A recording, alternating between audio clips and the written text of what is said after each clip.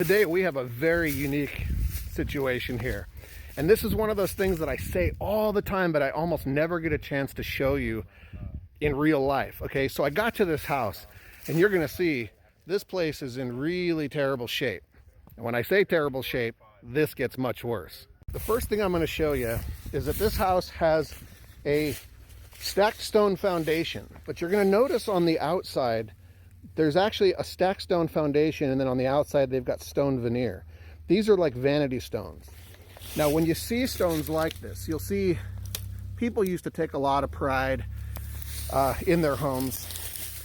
And when you see stone veneer on the outside of a stone foundation, you know that that was done. This house was originally built for somebody of upper stature, maybe somebody of wealth.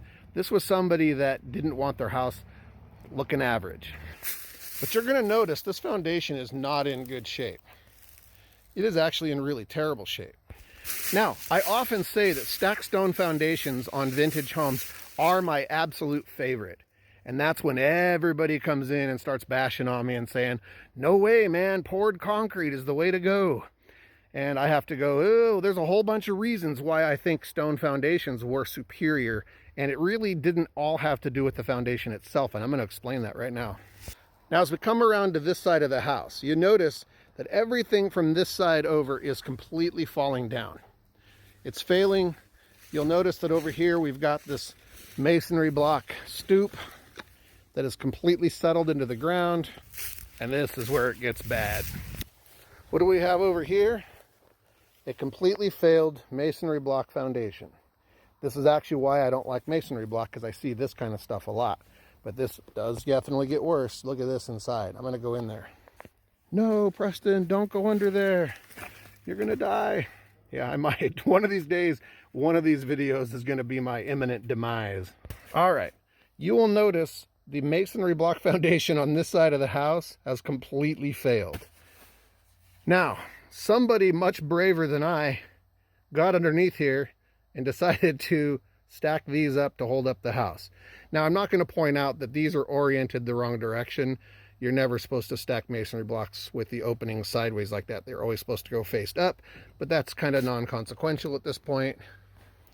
But believe it or not, I actually went in there. Now over here, you will notice that there's a concrete foundation across the front of this house. I'm going to show you on the other side. All right, so that is the original house. That is a vintage and antique home. That's an addition, and that's an addition.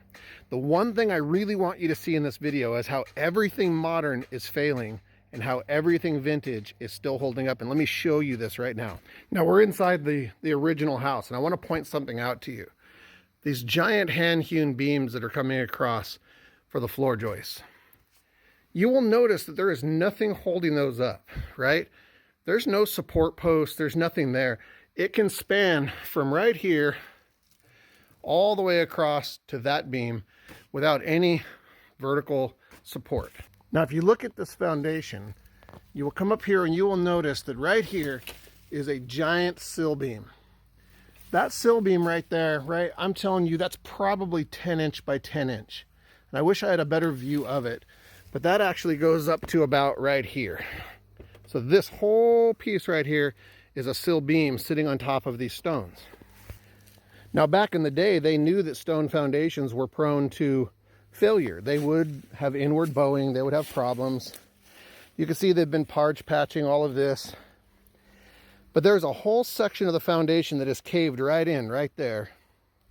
But if you stand back and look at this house is straight, level, and plumb.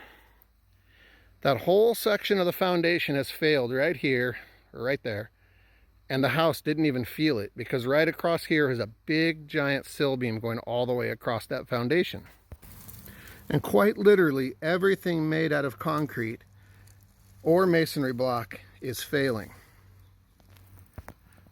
Even the piles that they put in, or the piers that they put in, are failing. Now let me explain to you what the difference is. Right there on that foundation, giant sill beam running all the way across that house. So when that beam is sitting on top of the foundation can cave in, and that beam isn't even going to feel it.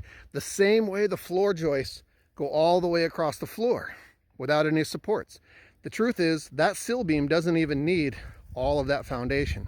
I mean, did you ever notice whenever you find ruins of old houses or old estates, the only thing still left are all the stone walls, foundations, and chimneys? Think about it. Over here, those two structures have a thin sill plate. It's 1.5 inches thick at best. A little sill plate.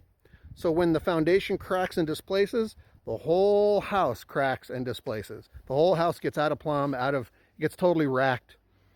This is why I think that the vintage construction methodologies were vastly superior. That house right there is 200 years old and it's still straight, level, and plumb, and that house is definitely worth restoring. If I were buying this place, I would bulldoze both of those modern structures and I would rip all the cladding off of that, and I would get down to a beautiful timber frame, post and beam, pegged joinery. That thing is beautiful. And if you were to refinish that as some sort of vintage bed and breakfast or a barn dominium or anything that's really cool, that house would be worth a lot of money. You know what this place is selling for? That's a huge house right there. That's probably 2,400 square feet. Sitting on a 1-acre lot. It's beautiful out here. They're asking 25 grand. There's well and septic here too. That right there, that's a big bunch of hope. If my client doesn't buy this place, I'm actually considering buying this and restoring it. We got this place out here. You'll notice all the different chimney pipes sticking out of that roof.